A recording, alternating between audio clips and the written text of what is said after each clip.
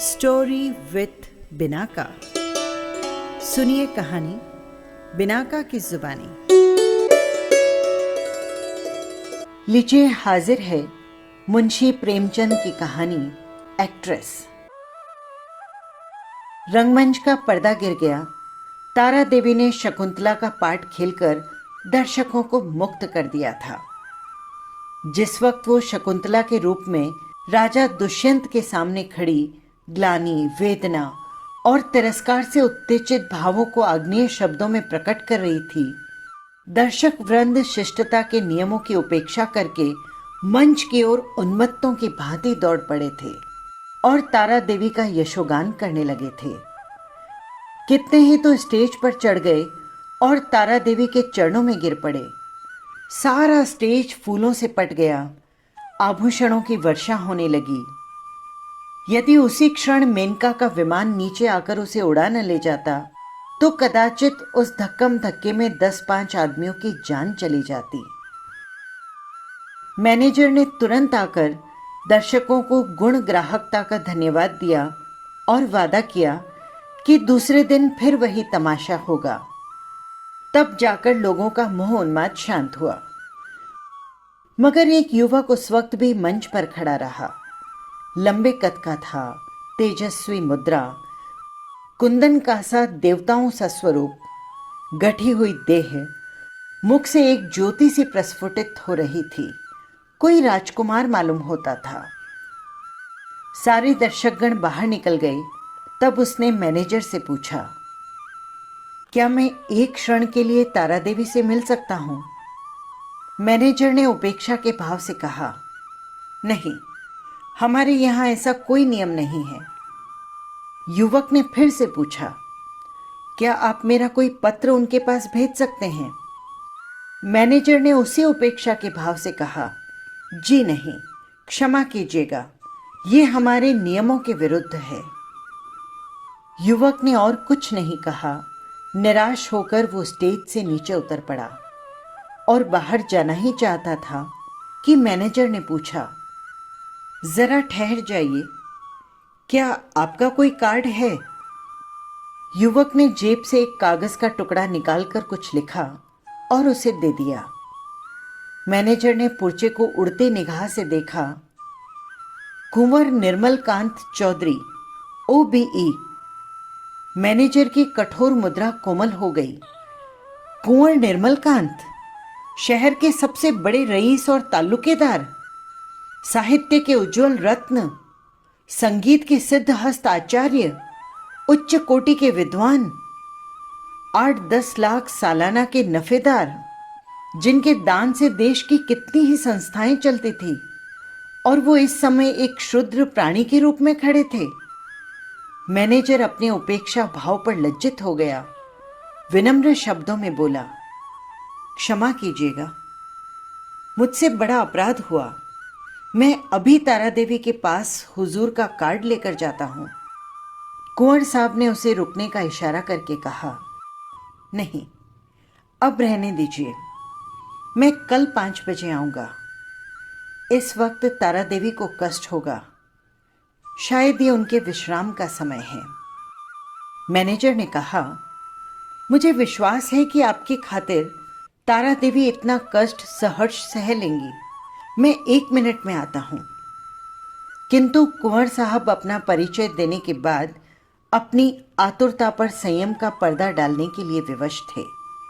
Manager को सज्जनता का धन्यवाद दिया और कल आने का वादा करके वे चले गए।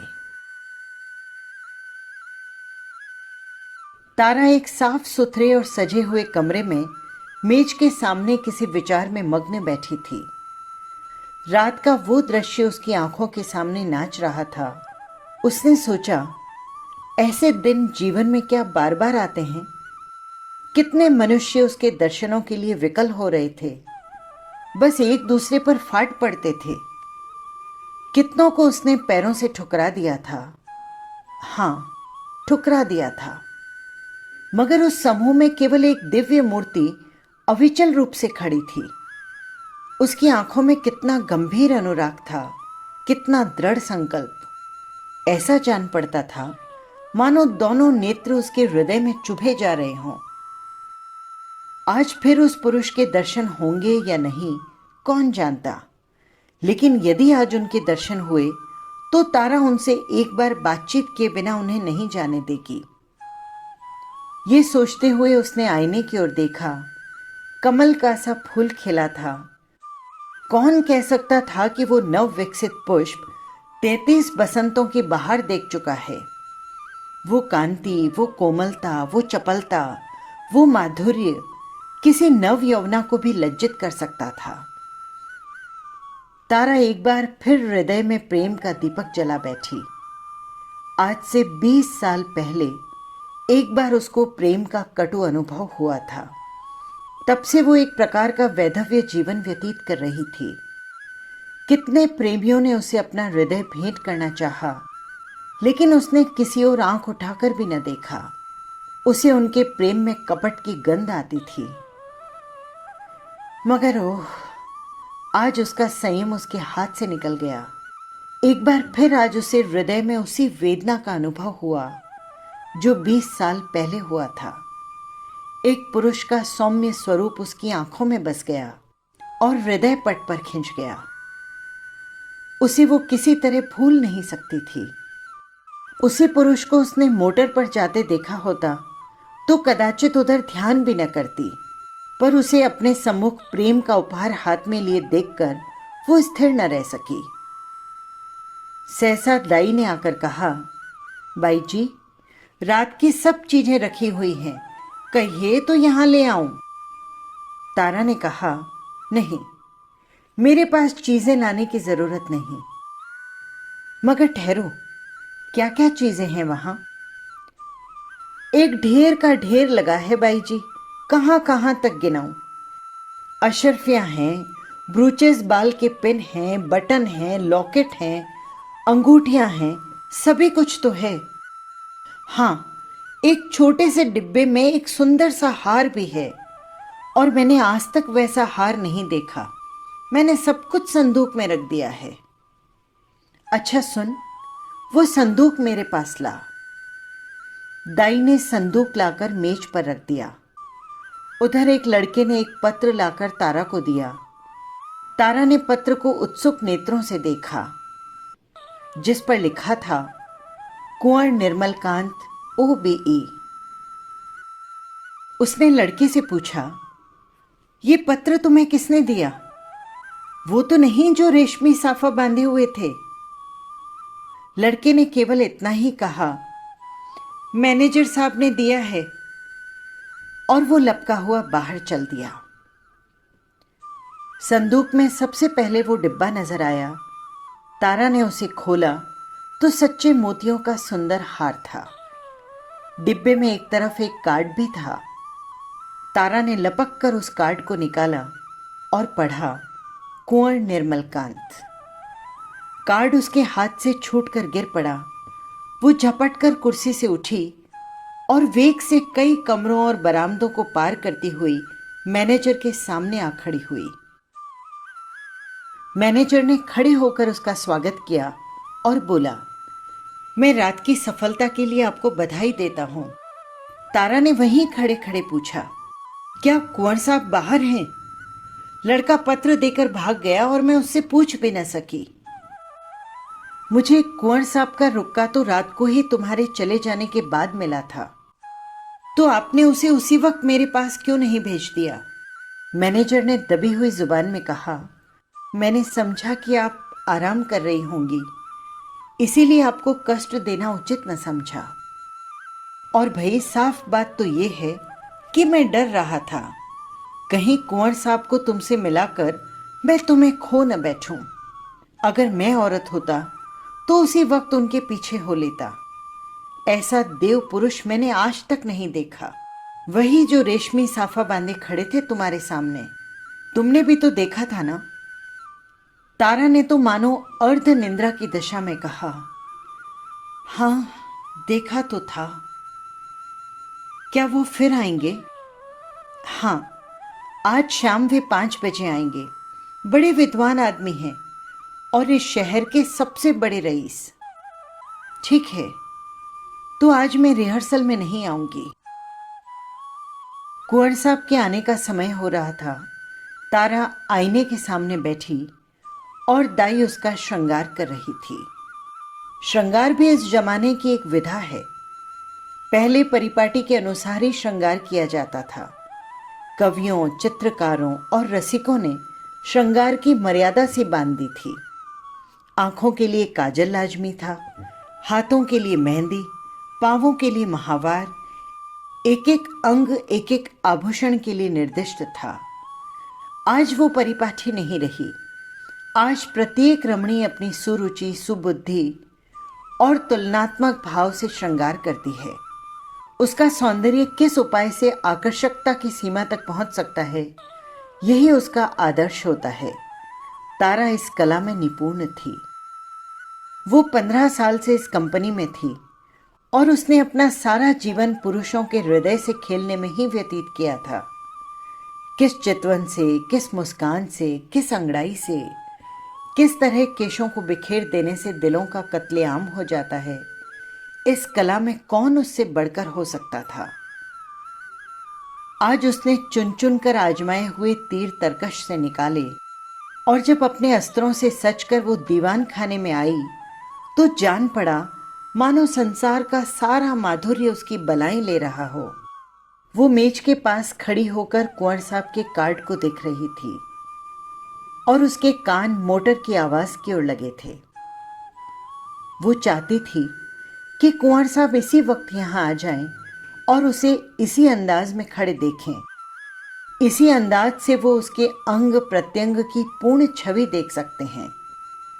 उसने अपनी श्रृंगार कला से काल पर विजय पा ली थी। कौन कह सकता था कि ये चंचल नव यौवना उस अवस्था को पहुंच चुकी है जो हृदय को शांति की इच्छा होती है। वो किसी आश्रम के लिए आतुर हो उठता है और उसका अभिमान नम्रता की ओर सिर झुका देता है। तारा देवी को बहुत इंतजार नहीं करना पड़ा। कुंवर साहब शायद उससे मिलने के लिए उससे भी ज्यादा उत्सुक थे। 10 ही मिनट के बाद उनकी मोटर की आवाज आई। तारा संभल गई। एक क्षण में कुंवर साहब ने कमरे में प्रवेश किया। तारा शिष्टाचार के लिए हाथ मिलाना भी भूल गई। प्रौढ़ अवस्था में प्रेमी की उद्विग्नता और असावधानी कुछ कम नहीं होती। वो किसी सज्जल युवती की भांति सिर झुकाए खड़ी रही। कुंवर साहब की निगाह आते ही उसकी गर्दन पर पड़ी। वो मोतियों का हार जो उन्होंने रात को भेंट किया था उसके गले में चमक रहा था। कुंवर साहब को इतना आनंद कभी न हुआ। उन्हें एक क्षण के लिए ऐसा जान पड़ा मानो उनके जीवन की सारी अभिलाषाएं पूरी हो गई। वे बोले, मैंने आपको आज इतने सवेरे कष्ट दिया, उसके लिए क्षमा कीजिएगा। ये तो आपके आराम का समय होगा ना। तारा ने सर से सरकती हुई साड़ी को संभाल कर कहा, इससे ज्यादा आराम और क्या हो सकता है कि आपके दर्शन हुए। मैं इस उपहार के लिए आपको मनो धन्यवाद देती हूँ। अब तो कभी कभी मुलाकात होती रहेगी ना। निर्मल कांत ने मुस्कुरा कर कहा, कभी नहीं, रोज होगी।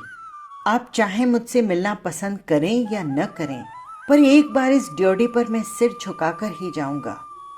तारा ने भी मुस्कुराकर उत्तर दिया, उसी वक्त ना, जब तक कोई और मनोरंजन की वस्तु नजर न आ जाए। क्यों? मेरे लिए ये मनोरंजन का विषय नहीं, जिंदगी और मौत का सवाल है। हाँ, तुम इसे विनोद समझ सकती हो, मगर मुझे कोई परवाह नहीं। तुम्हारे मनोरंजन के लिए मेरे प्राण भी निकल जाएं, तो मैं अपना जीवन सफल समझूंगा। दोनों तरफ से इस प्रीति को निभाने के वादे हुए। फिर दोनों ने नाश्ता किया और कल भोज का न्योता दे कुंवर साहब विदा हुए। 1 महीना गुजर गया। कुंवर साहब इसी तरह कई कई बार आते। उन्हें तो एक क्षण का वियोग भी असह्य था। कभी दोनों बजरी की दरिया पर सैर करते, कभी हरी हरी घास पर पार्कों में बैठे बातें करते, कभी गाना बजाना होता। नित्य नए प्रोग्राम बनते। सारे शहर में मशहूर था कि ताराबाई ने कुंवर साहब को फंसा लिया और दोनों हाथों से उनकी संपत्ति लूट रही है। पर तारा के लिए कुंवर साहब का प्रेम ही एक ऐसी संपत्ति थी जिसके सामने दुनिया भर की दौलत देह थी। उन्हें अपने सामने देखकर उसे किसी वस्तु की इच्छा न होती। मगर 1 महीने तक इस प्रेम के बाजार में घूमने पर भी तारा को वो वस्तु न मिली जिसके लिए उसकी आत्मा लोलुप हो रही थी। वो कुंवर साहब से प्रेम की, अपार और अतुल प्रेम की, सच्चे और निष्कपट प्रेम की बातें रोज सुनती थी, मगर उसमें विवाह शब्द न आने पाता। मानो प्यासे को बाजार में पानी छोड़कर बाकी सब कुछ मिल गया हो। ऐसे प्यासे को पानी के सिवा और किसी चीज से तृप्ति नहीं हो सकती थी। प्यास बुझाने के बाद संभव है और चीजों की तरफ उसकी अरुचि हो, पर प्यासे के लिए तो पानी सबसे मूल्यवान पदार्थ है। वो जानती थी कि कुंवर साहब उसके इशारे पर प्राण तक दे देंगे, लेकिन विवाह की बात क्यों उनके जुबान पर नहीं आती? क्या इस विषय में कोई पत्र लिखकर अपना आशय कह देना संभव था? क्या वो उसको केवल विनोद की वस्तु बनाकर रखना चाहते हैं? ये अपमान उससे सहा न जाएगा। कुंवर के एक इशारे पर वो आग में कूद सकती थी, पर यह अपमान उसके लिए असह्य था। इससे पहले तक वो किसी रईस शौकीन के साथ 1-2 महीने रहती और उसे नोच खसोट कर अपनी राह लेती, किंतु प्रेम का बदला प्रेम है। वो कुंवर साहब के साथ निर्लज्ज जीवन व्यतीत नहीं कर सकती थी। उधर कुंवर साहब के भाईबंद भी गाफिल न थे। वे किसी भांति उन्हें ताराबाई के पंजे से छुड़ाना चाहते थे। कहीं कुंवर साहब का विवाह कर देना ही एक ऐसा उपाय था जिससे सफल होने की आशा थी, और यही उन लोगों ने किया। उन्हें यह भय न था कि कुंवर साहब एक एक्ट्रेस से विवाह करेंगे। हाँ, ये भय अवश्य था कि कहीं रियासत का कोई हिस्सा उनके नाम न कर दें या उसके आने वाले बच्चों को रियासत का मालिक न बना दें। कुंवर साहब पर चारों ओर से दबाव पड़ने लगा। यहां तक कि यूरोपियन अधिकारियों ने भी उन्हें विवाह कर लेने की सलाह दी। उस दिन संध्या के समय कुंवर साहब ने ताराबाई के पास जाकर कहा, तारा, देखो तुमसे एक बात कहता हूं, इनकार न करना। तारा का हृदय उछलने लगा। बोली, कहिए ना, क्या बात है? ऐसी कौन सी वस्तु है जिसे आपकी भेंट करके मैं अपने आप को धन्य समझूं? बात मुंह से निकलने की देर थी। तारा ने स्वीकार कर लिया और हर्षोन्माद की दशा में रोती हुई वो कुंवर साहब के पैरों पर गिर पड़ी।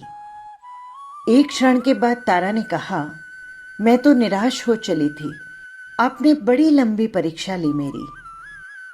कुंवर साहब ने जबान दांतों तले दबाई, मानो कोई अनुचित बात सुन ली हो। ये बात नहीं है तारा। अगर मुझे विश्वास होता कि तुम मेरी याचना स्वीकार कर लोगी तो कदाचित पहले दिन ही मैंने भिक्षा के लिए हाथ फैलाया होता, पर मैं अपने को तुम्हारे योग्य नहीं पाता था। तुम तो सद्गुणों की खान हो और मैं जो कुछ हूं वो तुम जानती ही हो। मैंने निश्चय कर लिया था कि उम्र भर तुम्हारी उपासना करता रहूंगा। शायद कभी प्रसन्न होकर तुम बिना मांगे ही वरदान दे दो। बस यही मेरी अभिलाषा थी। मुझ में अगर कोई गुण है तो यही कि मैं तुमसे प्रेम करता हूं। जब तुम साहित्य, संगीत या धर्म पर अपने विचार प्रकट करने लगती हो तो मैं दंग रह जाता हूं और अपनी क्षुद्रता पर लज्जित हो जाता हूं। तुम मेरे लिए सांसारिक नहीं, स्वर्गीय सुख हो। मुझे आश्चर्य यही है कि इस समय मैं खुशी के मारे पागल क्यों नहीं हो जाता। कुंवर साहब देर तक अपने दिल की बातें करते रहे। उनकी वाणी कभी इतनी प्रागल्भ नहीं हुई थी।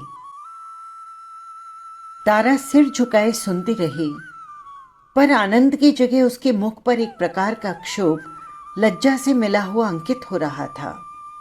क्या ये पुरुष इतना सरल हृदय और इतना निष्कपट है, इतना विनीत, इतना उदार? सहसा कुंवर साहब ने पूछा, तो मेरे भाग्य किस दिन उदय होंगे तारा? दया करके बहुत दिनों के लिए न टालना। तारा ने कुंवर साहब की सरलता से परास्त होकर चिंतित स्वर में पूछा, कानून का क्या कीजिएगा?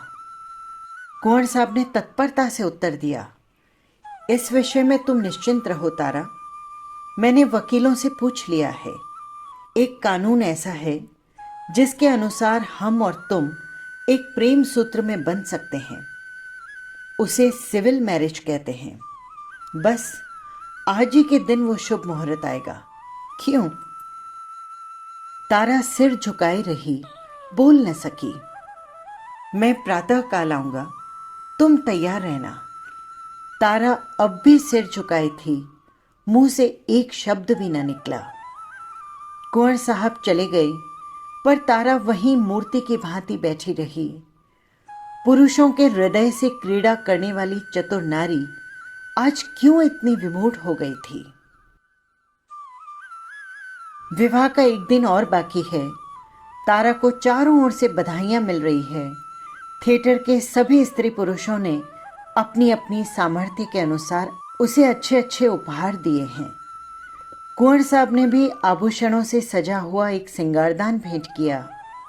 उसके 2-4 अंतरंग मित्रों ने भांति भांति के सौगात भेजे हैं, पर तारा के सुंदर मुख पर हर्ष की रेखा कहीं नजर नहीं आती। वो क्षुब्ध और उदास है। उसके मन में 4 दिनों से निरंतर यही प्रश्न उठ रहा है, क्या वो कुंवर के साथ विश्वासघात करे? जिस प्रेम के देवता ने उसके लिए अपने कुल मर्यादा को तिलांजलि दे दी, अपने बंधुजनों से नाता तोड़ लिया, जिसका हृदय हिमकण के समान निष्कलंक है, पर्वत के समान विशाल है, क्या वो उसी से कपट करे? नहीं, वो इतनी नीचता नहीं कर सकती। अपने जीवन में उसने कितने ही युवकों से प्रेम का अभिनय किया था, कितने ही प्रेम के मतवालों को वो सब्ज बाग दिखा चुकी थी, पर कभी उसके मन में ऐसी दुविधा न हुई थी। कभी उसके हृदय ने उसका तिरस्कार नहीं किया था। क्या इसका कारण इसके सिवाय कुछ और था कि उसे ऐसा अनुराग कहीं न मिला था? क्या वो कुंवर साहब का जीवन सुखी बना सकती है? हाँ, अवश्य। इस विषय में उसे लेश मात्र भी संदेह नहीं था। भक्ति के लिए ऐसी कौन सी वस्तु है जो असाध्य हो? पर क्या वो प्रकृति को धोखा दे सकती है? ढलते हुए सूर्य में मध्याह्न का सा प्रकाश हो सकता है? असंभव। वो स्फूर्ति, वो चपलता, वो विनोद, वो सरल छवि, वो तल्लीनता, वो त्याग, वो आत्मविश्वास, ये सब वो कहां से लाएगी, जिसके सम्मिश्रण को यौवन कहते हैं? नहीं, वो कितना ही चाहे पर कुंवर साहब के जीवन को सुखी नहीं बना सकती। बूढ़ा बैल कभी जवानों के साथ नहीं चल सकता। ओह, उसने ये नौबत आने ही क्यों दी?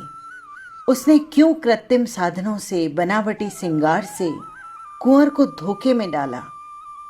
अब इतना सब कुछ हो जाने पर वो किस मुंह से कहेगी कि मैं रंगी हुई गुड़िया हूं? जवानी तो मुझसे कब के विदा हो चुकी है। अब केवल उसका पद चिन्ह रह गया है। रात के 12 बज गए थे। तारा मेज के सामने बैठी इन्हीं चिंताओं में मग्न थी। मेज पर उपहारों के ढेर लगे थे, पर वो किसी चीज की ओर आंख उठाकर भी नहीं देखती थी। अभी 4 दिन पहले तक वो इन्हीं चीजों पर प्राण देती थी।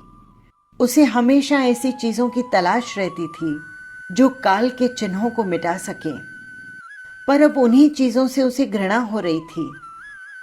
प्रेम सत्य है, और सत्य और मिथ्या दोनों एक साथ नहीं रह सकते। तारा ने सोचा, क्यों न मैं यहां से कहीं भाग जाऊं, किसी ऐसी जगह चली जाऊं जहां उसे कोई न जानता हो। कुछ दिनों के बाद जब कुंवर साहब का विवाह हो जाए तो वो आकर फिर उनसे मिले और ये सारा वृतांत उनसे कह सुनाए। इस समय कुंवर पर वज्रपात सा होगा, न जाने उनकी दशा क्या होगी, पर उसके लिए इसके सिवा कोई और मार्ग नहीं था। अब उसके दिन रो रो कर कटेंगे, लेकिन उसे कितना ही दुख क्यों न हो, वो अपने प्रियतम के साथ छल नहीं कर सकती। उसके लिए स्वर्गीय प्रेम की स्मृति इसकी वेदना ही बहुत है। इससे अधिक उसका कोई अधिकार नहीं। तभी दाई ने आकर कहा, भाई जी, चलिए कुछ थोड़ा सा भोजन कर लीजिए, देखिए रात के 12 बज गए हैं। तारा ने कहा, नहीं, मुझे जरा भी भूख नहीं, तुम जाकर खा लो। दाई ने कहा, देखिए, मुझे भूल न जाइएगा, मैं भी आपके साथ चलूंगी। तारा ने उससे पूछा, अच्छे अच्छे कपड़े बनवा रखे हैं ना तुमने? दाई हंसकर बोली, अरे बाई जी, मुझे अच्छे कपड़े लेकर क्या करना है, आप अपना कोई उतारा मुझे दे दीजिएगा। ये कहकर दाई वहां से चली गई। तारा ने घड़ी की ओर देखा, सचमुच 12 बज गए थे। केवल 6 घंटे और हैं। प्रातःकाल कुंवर साहब उसे विवाह मंदिर में ले जाने के लिए आ जाएंगे। हे भगवान, जिस पदार्थ से तुमने इतने दिनों तक उसे वंचित रखा, आज क्यों सामने लाए? क्या यह भी कोई तुम्हारी क्रीड़ा है? तारा ने एक सफेद साड़ी पहन ली, सारे आभूषण उतार कर रख दिए। गर्म पानी मौजूद था। साबुन और पानी से मुंह धोया और आईने के सम्मुख जाकर खड़ी हो गई। कहाँ थी वो छवि, वो ज्योति जो आंखों को लुभा लेती थी? रूप वही था, पर कांति कहाँ? क्या अब भी वो यौवन का स्वांग भर कर सकती है? तारा के लिए अब वहां एक क्षण भी और रहना कठिन हो गया। मेज पर फैले हुए आभूषण और विलास की सामग्रियां मानो उसे काटने लगी। ये कृत्रिम जीवन असह्य हो उठा। खस की टाटियों और बिजली के पंखों से सजा हुआ शीतल भवन उसे भट्टी के समान तपाने लगा। उसने सोचा, कहाँ भाग कर जाऊं? रेल से भाग सकती हूं तो भाग न पाऊंगी। सवेरे ही कुंवर साहब के आदमी छूटेंगे और चारों तरफ मेरी तलाशी होने लगेगी। वो ऐसे रास्ते से जाएगी जिधर किसी का ख्याल भी न जाए। तारा का हृदय इस समय गर्व से छलका पड़ता था। वो दुखी नहीं थी, निराश भी नहीं थी। फिर कुंवर साहब से मिलेगी, किंतु वो निस्वार्थ संयोग होगा। वो प्रेम के बनाए हुए कर्तव्य मार्ग पर चल रही है। फिर दुख क्यों हो और क्यों निराशा हो? सहसा उसे ख्याल आया, ऐसा न हो कि कुंवर साहब उसे न पाकर शोक विहलता की दशा में कुछ अनर्थ कर बैठें। इस कल्पना से उसके रोंगटे खड़े हो गए। एक क्षण के लिए उसका मन कातर हो उठा। फिर वो मेज पर जा बैठी और पत्र लिखने लगी। प्रियतम, मुझे क्षमा करना, मैं अपने को तुम्हारी दासी बनने के योग्य नहीं पाती। तुमने मुझे प्रेम का स्वरूप दिखा दिया है, जिसकी इस जीवन में मैं आशा नहीं कर सकती थी। तुम्हारे लिए इतना ही बहुत है। मैं जब तक जीऊंगी तुम्हारे प्रेम में मग्न रहूंगी। मुझे ऐसे जान पड़ता है कि प्रेम की स्मृति में प्रेम के भोग से कहीं अधिक माधुर्य और कहीं अधिक आनंद है। मैं फिर आऊंगी, तुम्हारे दर्शन करूंगी, लेकिन उसी दशा में जब तुम विवाह कर लोगे। यही मेरे लौटने की शर्त है। मेरे प्राणों के प्राण, मुझसे नाराज न होना। ये आभूषण जो तुमने मेरे लिए भेजे थे, अपनी ओर से नववधू के लिए छोड़े जाती हूँ। केवल वो मोतियों का हार जो तुम्हारे प्रेम का पहला उपहार है, अपने साथ लिए जाती हूँ। तुमसे हाथ जोड़कर कहती हूँ, मेरी तलाश न करना। मैं तुम्हारी हूँ और सदा तुम्हारी रहूंगी। तुम्हारी तारा। पत्र लिखकर तारा ने मेज पर रख दिया, मोतियों का हार गले में डाला और बाहर निकल गई। थिएटर हॉल से संगीत की ध्वनि आ रही थी। एक क्षण के लिए उसके पैर बंध गए। 15 वर्षों का पुराना संबंध आज टूट रहा था। सहसा उसने मैनेजर को आते देखा। उसका कलेजा धक से हो गया। वो बड़ी तेजी से लपककर दीवार की आड़ में खड़ी हो गई। जो ही मैनेजर निकल कर गया, वो वहां से बाहर आई और कुछ दूर गलियों में चलने के बाद उसने गंगा का रास्ता पकड़ा। गंगा तट पर सन्नाटा छाया हुआ था। 5-10 साधु बैरागी धूनियों के सामने लेटे थे। 5-10 यात्री कंबल जमीन पर बिछाए सो रहे थे। गंगा किसी विशाल सर्प की भांति रेंगती चली जाती थी। एक छोटी सी नौका किनारे पर लगी हुई थी। मल्लाह नौका में बैठा था। तारा ने मल्लाह को पुकारा, ओ माझी, क्या उस पार नाव ले चलेगा? माझी ने जवाब दिया, इतनी रात गए नाव न जाई। मगर दूनी मजदूरी की बात सुनकर उसने डांड उठाया और नाव को खोलते हुए बोला, सरकार, उस पार कहाँ जाई है? उस पार एक गांव में जाना है। मतलब ये सरकार कि इतनी रात गए कोनो सवारी शिकारी न मिलई है। कोई हर्ज नहीं, तुम मुझे उस पार पहुंचा दो। माझी ने नाव खोल दी। तारा उस पर जा बैठी और नौका मंद गति से चलने लगी, मानो कोई जीव स्वप्न साम्राज्य में विचर रहा हो। इसी समय एकादशी का चांद पृथ्वी से उस पार अपनी उज्ज्वल नौका खेता हुआ निकला और व्योम सागर को पार करने लगा। बस यही थी कहानी। फिर मिलेंगे किसी नई कहानी के साथ। नमस्कार।